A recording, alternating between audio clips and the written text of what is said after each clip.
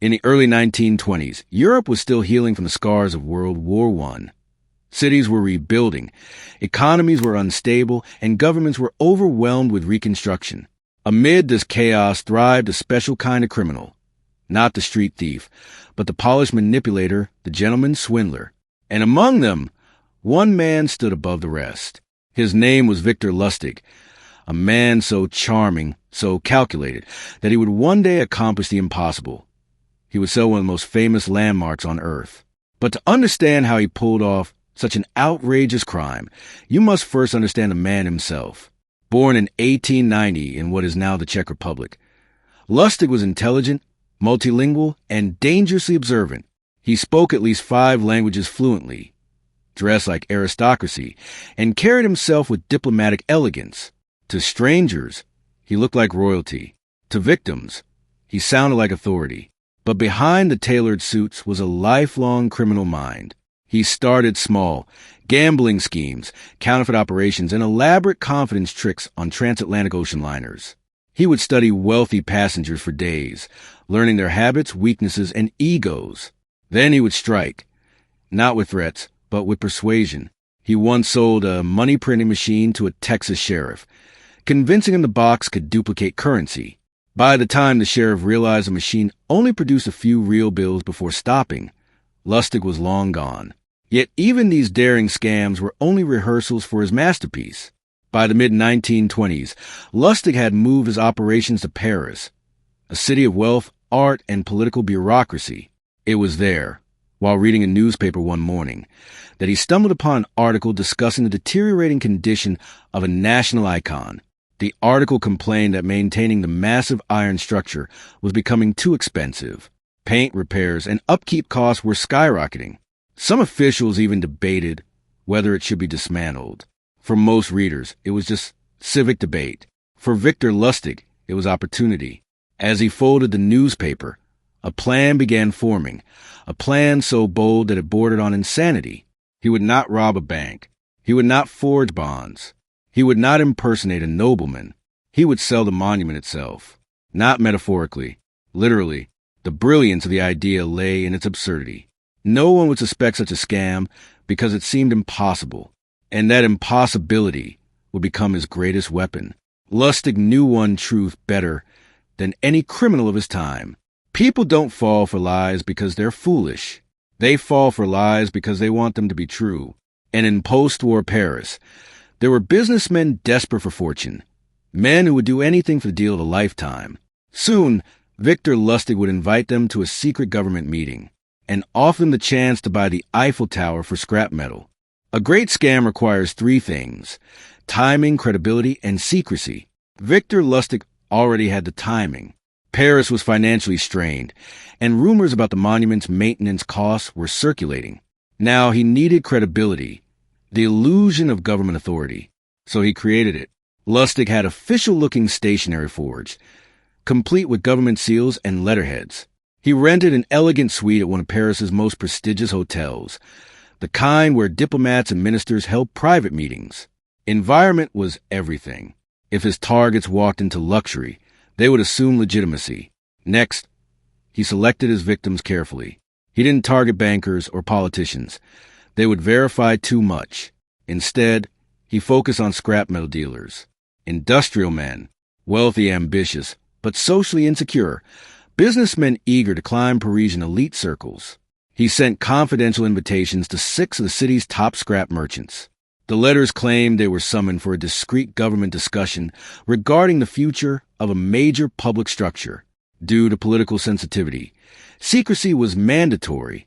Curiosity alone guaranteed attendance. When the men arrived at the hotel, they were greeted by the impeccably dressed Lustig, posing as a high-ranking deputy, Director General of the Ministry of Posts and Telegraphs. His suit was flawless, his accent refined, his documents official. No one questioned him. He welcomed them into a private conference room and began explaining the problem. The monument, he said, had become too expensive to maintain.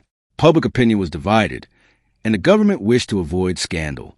Therefore, they had decided, in strict secrecy, to sell for scrap. The room fell silent. Some thought it was a test. Others thought it was madness.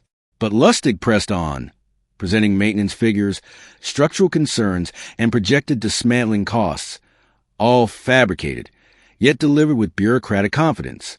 Then came the hook. The government would sell the structure privately to one scrap dealer, whoever submitted the most favorable bid. However, due to the sensitive nature of the sale, the deal must remain confidential until finalized. The secrecy accomplished two things. It prevented victims from verifying the story. IT made the opportunity feel exclusive. The dealers were electrified. Before them stood not just profit, but historic profit. The iron from the monument would be worth a fortune. Lustig then arranged a private tour of the structure, guiding them personally as if he held jurisdiction over it. As they gazed up at the iron lattice, calculating tonnage and resale value, disbelief began transforming into greed. All except one man remained cautious. But one dealer, André Poisson, saw more than metal. He saw status. He saw acceptance into Parisian high society. And Victor Lustig saw that hunger instantly, because Poisson wasn't just evaluating the deal. He was desperate to win it. And desperation is the con man's favorite currency. Out of the 6 invited dealers, Victor Lustig quickly identified the weakest link, André Poisson. Poisson was relatively new to Paris's industrial elite. Unlike his competitors, he lacked generational wealth and social prestige. He constantly felt the need to prove himself among established businessmen. To Lustig, this insecurity was gold. Rather than pushing him publicly, Lustig arranged a private meeting, a tactic designed to make Poisson feel special, chosen. During the meeting, Lustig subtly shifted the dynamic. He stopped speaking like a government official and started speaking like a man burdened by responsibility. He hinted that bureaucratic positions were underpaid, that facilitating such a massive deal required personal incentive. He never directly asked for a bribe. He didn't need to. Poisson understood immediately. If he wanted the contract to dismantle the monument, he would need to grease the wheels. This moment was critical.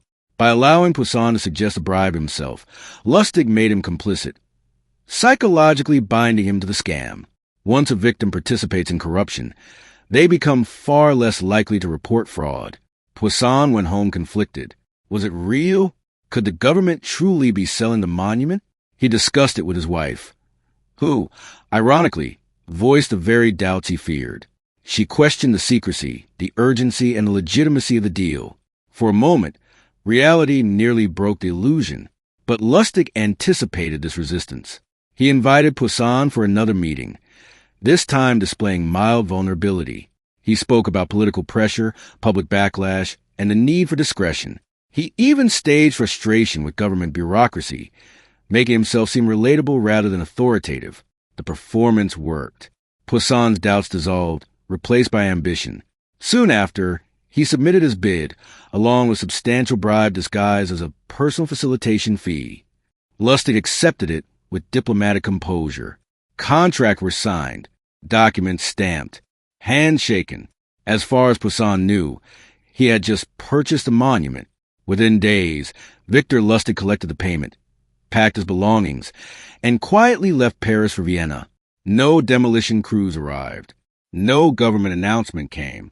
No iron was dismantled.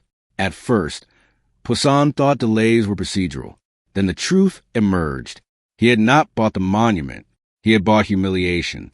Yet, what happened next shocked even Lustig. Poisson never reported the crime.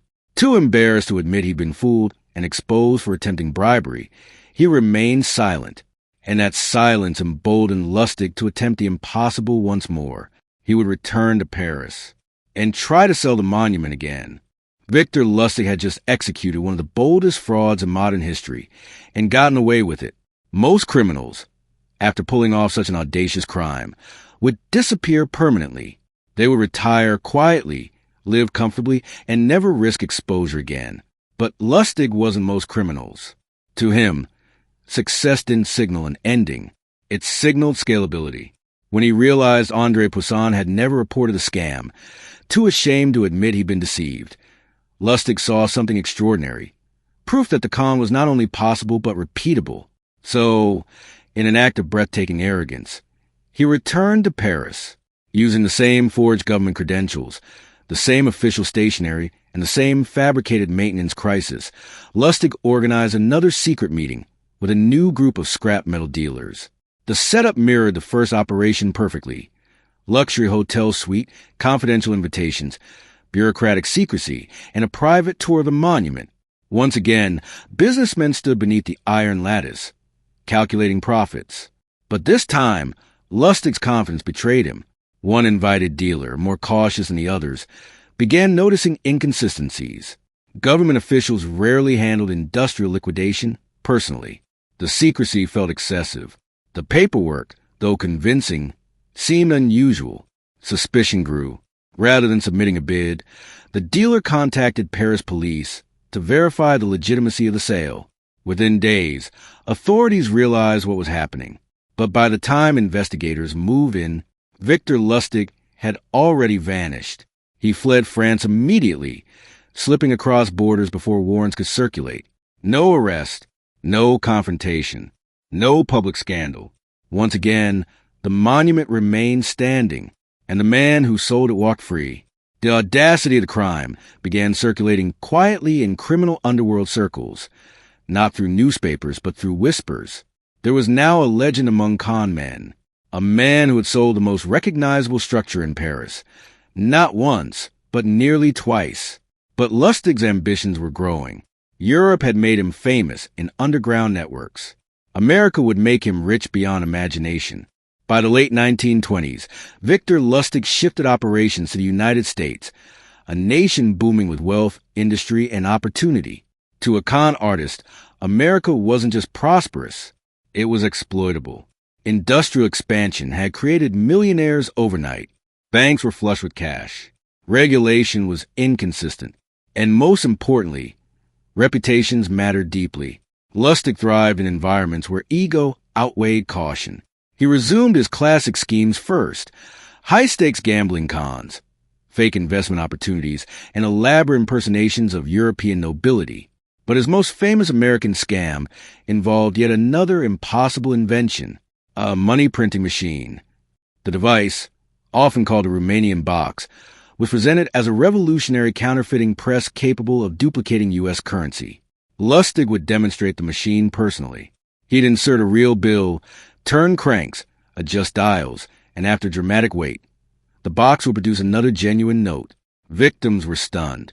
What they didn't know was that Lustig had preloaded the machine with authentic bills. The device worked only a few times, just long enough for buyers to test it. By the time it stopped producing money, Lustig was gone, often overseas. He sold multiple versions of the machine for tens of thousands of dollars each. Fortunes at the time. But while these scams were lucrative, they were still warm-ups. Because in America, Lustig wouldn't just scam individuals. He would challenge the financial system itself.